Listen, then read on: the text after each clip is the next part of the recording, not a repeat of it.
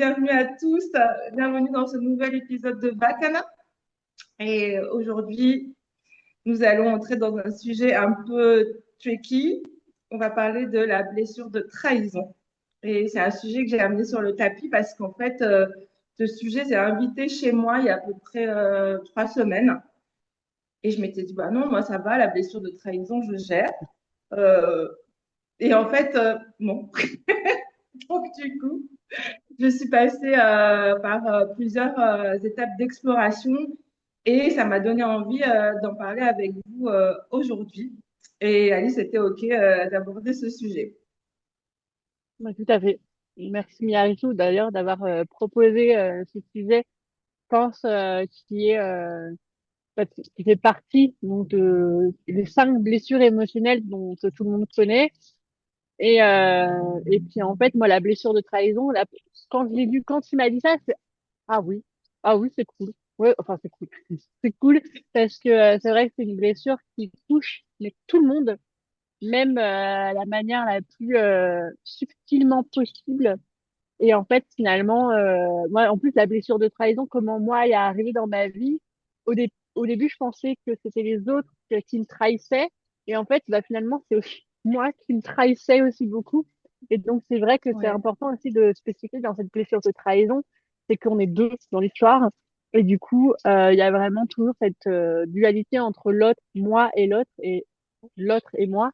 Et du coup, moi, j'ai trouvé ça très intéressant parce que je pense que de parler d'une des blessures, ça peut être très, très cool.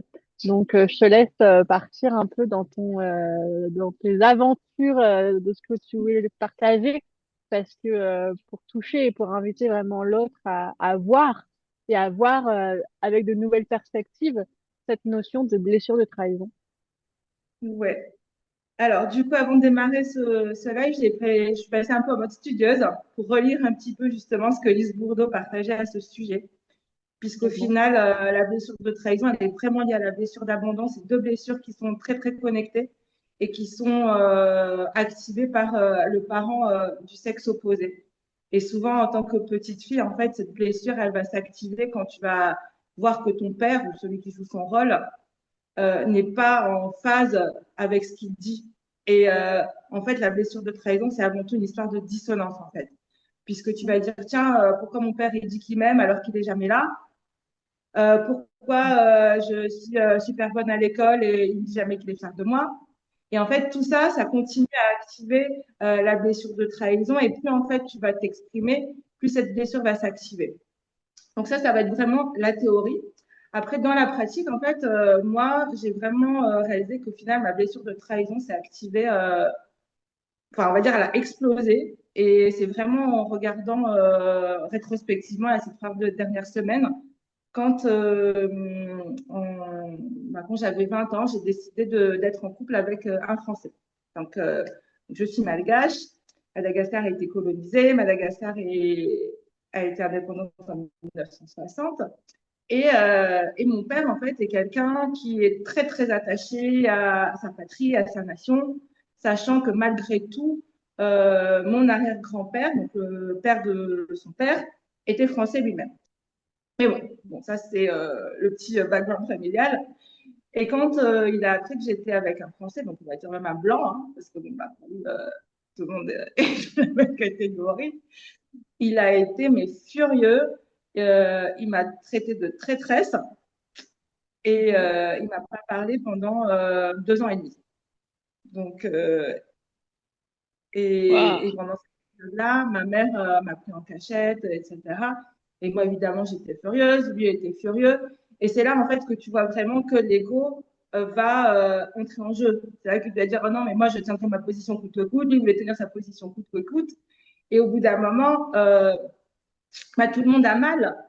Et toi, en fait, bah, tu te sens trahi. Lui, il s'est senti trahi. Mais si personne va à la rencontre de l'autre, la blessure va continuer d'être nourrie, va continuer de grandir et tu risques d'être enfermé dans ta colère. Et donc au final, qu'est-ce qui s'est passé? C'est que moi, je suis rentrée à Madagascar en vacances. Mon compagnon est venu. On s'est retrouvé à une cousinade. Et là, qu'est-ce qu'il y avait? Il y avait mon père. au milieu des cousins.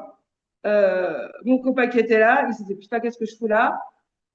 Mais après cette confrontation, mon père a quand même eu finalement la pudeur ou je sais pas l'honnêteté de me raconter finalement ce qui lui faisait vraiment peur, c'est qu'il avait peur en fait que en étant marié à un Français ou à un Blanc ou que je revienne pas à Madagascar, donc que je trahisse ma patrie, que je le trahisse lui.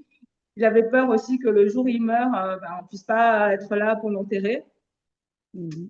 Et ça m'a mis beaucoup de baume au cœur, en fait, dans le sens où je dis, bon, il a fait preuve de vulnérabilité en partageant ça. Et ça, il l'a fait quand j'avais 25 ans. Donc déjà, j'ai trouvé que c'était pas si tard que ça. Et puis ensuite, après, à ce moment-là, je suis rentrée à Madagascar, m'installer à Madagascar. Et quelque part, ça a apaisé une de ses craintes qui était celle que bon, bah, ma fille, elle va jamais revenir à Madagascar. Alors que moi, j'ai donné tellement de choses pour qu'elle puisse étudier, pour mettre au final son talent au service de son pays. Pour lui, c'était hyper important. Et il avait quand même oublié qu'il m'avait donné cet amour de la patrie. Et, euh, et donc, bon, voilà, ça c'était, on va dire, la première histoire que j'avais à raconter sur la trahison, parce qu'au final, c'est quand même une grande histoire, on va dire, père-fille ou mère-fils, quoi, puisque c'est le parent du sexe opposé qui active cette blessure. Bah, moi, Et, j'ai envie quand même de rajouter quelque chose, c'est que dans cette blessure de trahison, il n'y a pas que ça. Il y a ce côté ah non, il n'y a pas que ancestral. ça. Il y a pas que, non, mais clairement, mais dans ce côté aussi, la trahison en lien avec le côté ancestral, en lien avec la terre dans laquelle tu foules avec tes pieds, t'as tous ces trucs-là, donc il y a quand même beaucoup de fardeau, quoi. C'est Ouais, aujourd'hui dans cette, moi je suis vraiment spécialisée dans tout ce qui est transmutation, et en fait quand on capte derrière cette blessure de trahison qui s'est passée entre vous deux, il y a vraiment toute cette notion de patrie, genre le côté très genre le côté un peu pilier, c'est comme si tu trahissais tous les piliers du monde. Enfin, du coup, ça te met un fardeau quand même. Tu portes, ça te fait quand même porter un énorme fardeau. Et du coup, cette blessure de trahison, quand même, de se sentir trahi et ou de sentir que, enfin, moi, je trouve ça assez violent en fait. La blessure de trahison, quand même une des plus violentes, je trouve, dans ces blessures. Une des plus ouais, elle est violentes, très triste des plus violentes. aussi. Ouais. Et tu vois, le fait de le réaliser en a posteriori, parce que moi, je pensais que j'étais passée outre, mais tu vois, de re-regarder. Et en fait, cette blessure, elle a été réactivée récemment, mais là, du coup, pas par un parent, hein, mais vraiment tout simplement dans un cercle d'amis, parce qu'au final, j'ai une de mes amies qui a fait quelque chose que j'ai pas du tout accepté. Je me suis dit, mais pourquoi elle me fait ça à moi? C'est mon amie, quoi. Et au final, c'est vraiment ça, la blessure de trahison. Pourquoi elle me fait du mal alors qu'elle me dit qu'elle m'aime? Ou pourquoi il Mm. me fait du mal alors qu'il me dit qu'il m'aime? Et c'est vraiment ça, au final, le cœur de la trahison. On te parle d'amour d'un côté et de l'autre, tu as de la souffrance.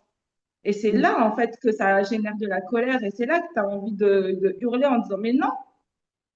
Il y a quand même ce truc de trahison qui revient beaucoup. Moi, à un moment donné, dans la trahison, quand j'ai compris que c'était que moi-même, c'est moi-même, ah ben, ça c'est vraiment, comme tu dis, c'est très en lien avec l'abandon. Mais abandon, trahison, c'est vraiment très, très, très, très, très en lien. Et j'avais des bandes de potes et tout qui me disaient qui m'aimaient très fort, etc. Et en fait, bah, ils me rejetaient à fond. Bah, tu vois, alors rejet, trahison, j'ai vécu toutes les blessures en une seule sur dans toute ma vie. Et du coup, c'était vraiment toutes les blessures en une. Sinon, c'était pas drôle. C'était genre, on va te mettre abandon, rejet, trahison et injustice dans toute la smala. Et puis comme ça, après, tu vas partir et tu Et on vas va suivre se ton prendre ça propre un peu chemin. d'humiliation. L'humiliation!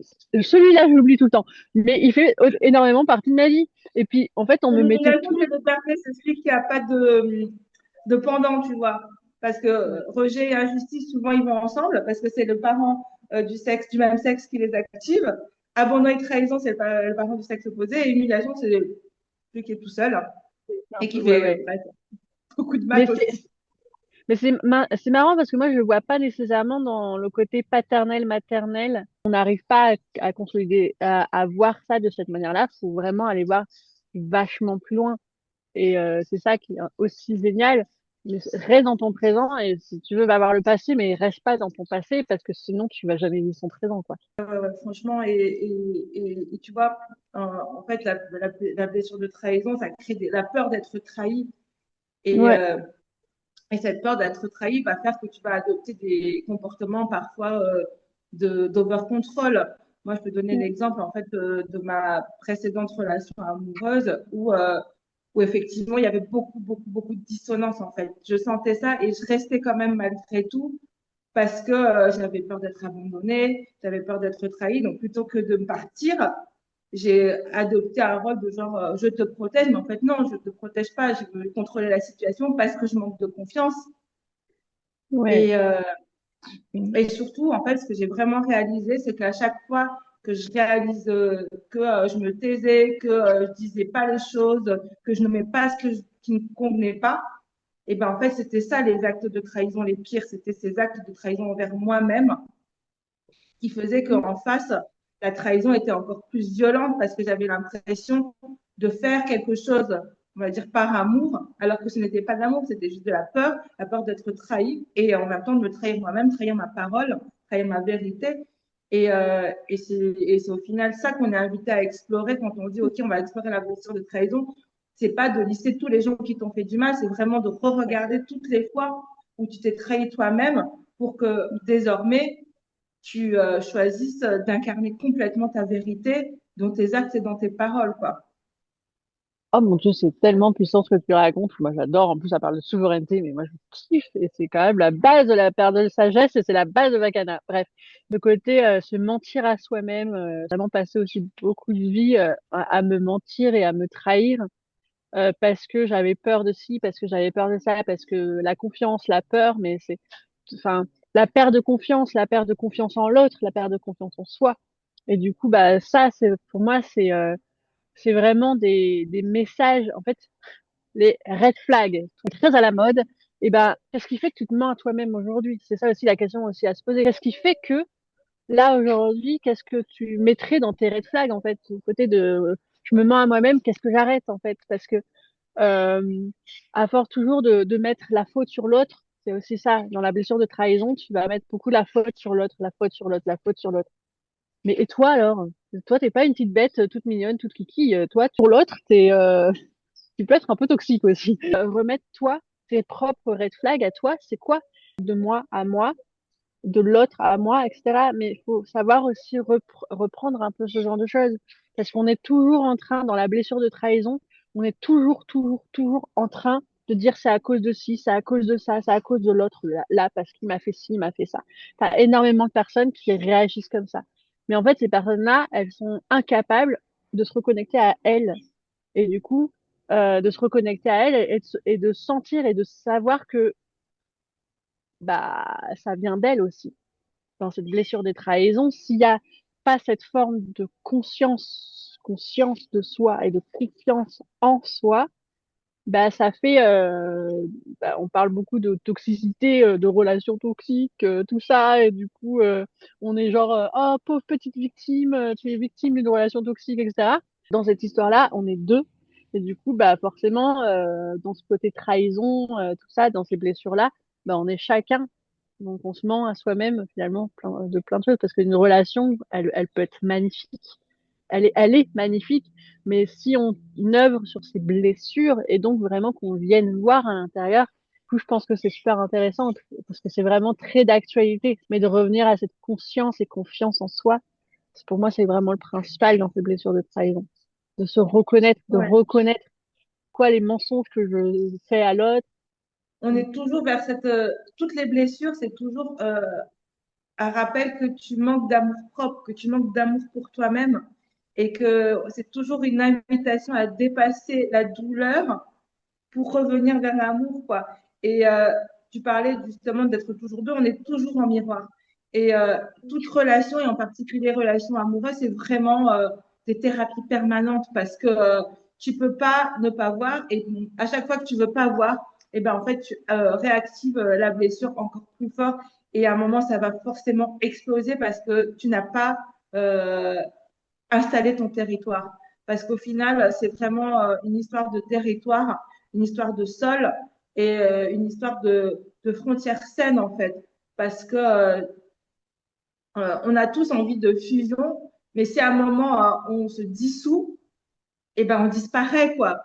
Et c'est pas le Mm. but. Le but c'est d'avancer ensemble, c'est de rayonner ensemble. C'est ça le couple divin, c'est le couple qui se nourrit sans se vider quoi. Ouais, non mais c'est ça. Je suis dans un corps et on doit l'écouter. Une bonne ascension vers une belle conscience de soi. Anyway, j'étais dans une relation. On sentait des choses qui étaient pas nettes, etc. Mais pareil, je me suis dit, bon, elle a été trahie par son ex, je vais pas lui faire la même chose, je vais pas faire des trucs, donc on va la protéger, tatati, tatata. Il y avait plein de trucs qui collaient pas. Et puis à un moment donné, bah, je suis restée. Mais je l'aime, je l'aime, je l'aime, je l'aime. J'ai beaucoup d'amour pour cette femme et tout, machin. Et puis un jour, c'est mon corps qui a parlé. Et c'était tout ça qui me disait, mais arrête de te trahir, arrête de te voiler la face complètement et choisis-toi énormément. Que ce soit par la voix, par énormément de choses, une priorité dans une relation, c'est d'écouter son propre corps. Pas son mental, pas ses émotions non plus. Le corps, c'est ton messager, c'est ta boussole, si tu veux écouter toutes les blessures, écoute ton corps. Il tient toutes les mémoires. Mais par contre, si tu veux transmettre des choses, tu peux transmettre. Mais il faut vraiment pas se forcer. Si on se force trop, trop, trop, bah c'est pas bon. C'est vraiment pas bon. Pas se forcer dans la Ouais, vie. merci pour ce rappel. C'est vraiment hyper important ce retour au corps parce que c'est le seul qui te ment pas. Mm. Parce que enfin, quand tu es dans une relation, on va dire toxique, tu es dans tellement d'émotions, en fait, que chimiquement, tu es fucked up, quoi. Donc, tu ne peux pas te fier à tes émotions à ce moment-là, et encore moins à ton cerveau, parce qu'il est tellement inondé de tout que c'est comme des drogues dures, hein, en fait, au bout d'un moment, les émotions comme ça, quoi. Donc, Complètement. euh, donc vraiment, retour au corps. Et ça, c'est quelque chose qu'on ne sait pas forcément, qu'on a oublié, parce qu'au final, le corps, aujourd'hui, il va être mis en avant, mais sans la connexion, quoi. On va dire, voilà, le corps doit être comme ça, mais en fait, ce n'est pas, il n'y a personne qui a d'injonction à te dire sur comment doit être ton corps, c'est à toi d'être à son écoute. Mais pour que tu puisses être à son écoute, il faut créer l'espace pour l'entendre. Parce que sinon, ben, il imprime, il encaisse. Et à un moment, il va juste hurler, il va juste exploser. Et c'est comme ça qu'il y a des cancers, c'est comme ça qu'il y a des maladies vraiment terribles, en fait. Parce qu'on n'est pas à l'écoute de notre corps, parce qu'on le malmène et on le force à être dans des situations, dans des relations qui ne le conviennent pas, quoi. Donc, c'est Ouais. vrai que je veux dire, ça suffit. Ferme les yeux, mets de la présence, quoi. Mets de la présence dans ton corps et tu le vois, en fait, et tu le ressens. Tu le sauras. Tu le sauras dans tous les cas. Il faut du silence, par contre, autour de toi. Si t'as tous les enfants qui courent autour de toi, si t'as ton mec qui te hurle, si t'as la vaisselle à côté, ça va pas le faire. Ne te mets pas de bruit autour. C'est genre, tu te poses dans un canapé dans la nature, littéralement, dans la nature. Tu te poses, c'est pas très compliqué. T'as un parc à 10 minutes à pied de chez toi. Tu vas dans ce parc, tu te poses. Tu mets des écouteurs avec de la musique fréquentielle dans tes oreilles. Tu t'enlèves tes chaussettes, même s'il fait froid. T'enlèves tes chaussettes, tu les mets dans la terre et tu reviens à toi. C'est pas compliqué. Ça prend 5 minutes de savoir qu'est-ce qui est juste, qu'est-ce qui est pas juste. Mais par contre, ouais, ça c'est vraiment un truc, mais faut pas se forcer à vouloir faire marcher quelque chose qui ne fonctionne pas dès la racine parce que même ton corps te le dit, quoi. Sûr de ça, c'est vraiment l'écoute de soi, l'écoute même de la trahison. Tu écris le mot trahison sur un papier. Trahison. Tu prends un papier 21-29-7, c'est écrit en gros, en gras, en rouge. Trahison. Tu te connectes à ce mot et t'écris tous les trucs, toutes les trahisons, t'écris tout ça. Et en fait, toutes les choses vont sortir et tu vas connecter à ton corps. Et une fois ton corps connecté à ce mot trahison, c'est là où il y a plein de choses qui vont sortir. Là, c'est de la conscience. Là, tu mets de la conscience sur la trahison, sur le mot trahison. Tu peux rajouter blessure de trahison en langage manuscrit pour faire joli, si tu veux. Accentuer cette mise en lumière. Plus tu vas accentuer cette mise en lumière des blessures de trahison à travers ton corps, et là, tu vas avoir toutes les réponses. Voilà. Ouais, voilà. Je pense qu'on va pas aller plus loin parce que c'est le message le plus important à retenir de ce qu'on a partagé. On a tous de la douleur. La souffrance, ça se choisit. Donc, si on arrête de choisir la souffrance, on ira quand même vachement mieux. Donc, et c'est simple, on revient au corps, on revient à soi. Et on se rappelle que la sagesse, elle est déjà là en nous. Il suffit de créer l'espace pour l'entendre et l'écouter, quoi. Voilà. Complètement. Bon, merci, parce que c'était... Et on vous dit à la prochaine fois. Donc, comme d'habitude, si vous avez des sujets que vous souhaitez qu'on aborde, mettez-les dans les commentaires. On est vraiment à l'écoute. C'est un espace ouvert, c'est un espace d'accueil, c'est un espace de partage. Donc, on a hâte de revenir vous voir bientôt. Bye bye!